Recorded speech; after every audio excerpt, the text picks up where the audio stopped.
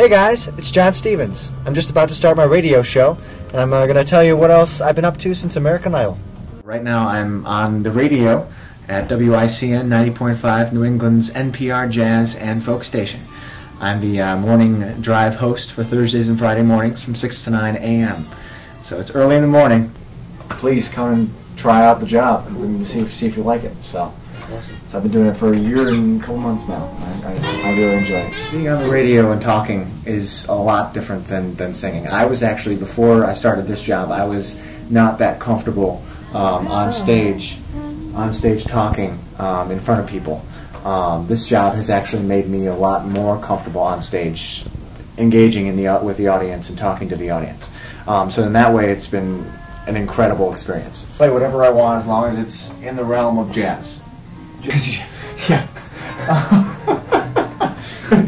Well, then I'd be like, I have to stay awake because people are driving to this. Babysat by my grandmother and my grandfather, who were big band era swing dancers, and they loved music. They loved Count Basie and Frank Sinatra and all this. They had all this great music on records and CDs. From my time spent over there, just listening to that music, being inundated with that music every day, I absorbed it all. Yeah, that's good. Okay. This is North Jones. Keeping all the CDs straight is also another challenge. That was 1 Mint Julep by the great. They do use the American Idol aspect. It's definitely a big promotional tool, a big stepping stone in my career, and I think it does offer some recognition as far as where people can know me from. They can relate. They can, you know, oh, he's doing that? Oh, I gotta check that out. The Beantown Swing Orchestra, I will be there as well, performing with them tonight from 7 to 9 at the Great House at the Crane Estate in Ipswich, Massachusetts. I'm just John Stevens on the air. I'm not American Idol John Stevens. I'm just John Stevens, jazz musician, which is good for me. I actually used American Idol as an excuse to convince my mom to take me to New York, and there were already 2,000 people in line. And she turned to me and was like, "Are you sure you really want to do this?" And I go, "Well, I'm okay if you just want to go and sightsee and see New York City. I'll be okay if we don't try out."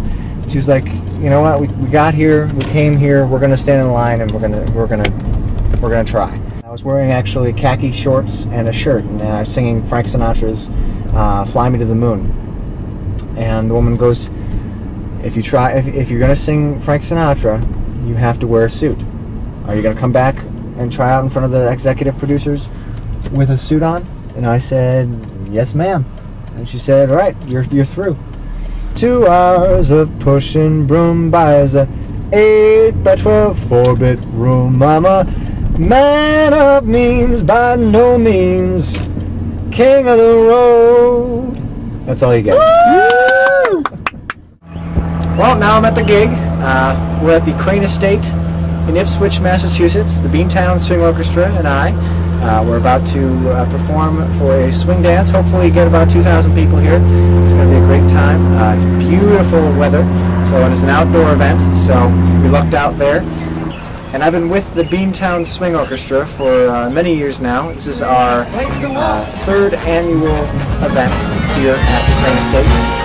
I haven't been nervous for a while, especially with this band. I'm so comfortable on stage with this band because it's such an exciting experience performing with an 18-piece big band. I don't want to get nervous anymore. I know the songs, I know the arrangements, so I just get up there and have fun. I recorded Red actually my senior year of high school, and it was released 6 days before I graduated. I went to Berkeley, and then my second semester at Berkeley, I started work on Home for Christmas, which I actually recorded in my hometown with all Buffalo musicians. So they were big fans of it. Thank you, Buffalo. When I got to Berkeley, I was just a normal college student. Everyone treated me like another musician. Everyone's working musicians at Berkeley, which was an incredible experience.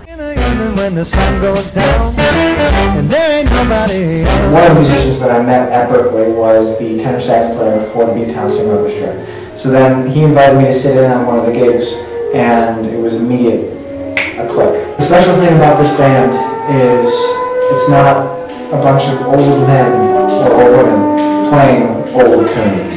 It's young, hip, fresh out of college or fresh out of graduate school musicians, all under the age of probably 32.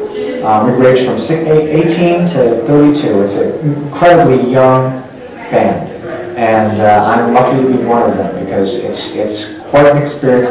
They're all so energetic. They bring something new to this kind of music. This music has been around for 80 years, and there's an energy that this band has when it plays this kind of music. 1, 2, 1, 2, 3, 4. It's poetic, I'm so pathetic that I always have found it best, instead of getting them off my chest, to let them rest. We've been working on Trolley Songs, which is going to be our first release, released sometime this summer. The album's called Trolley Songs.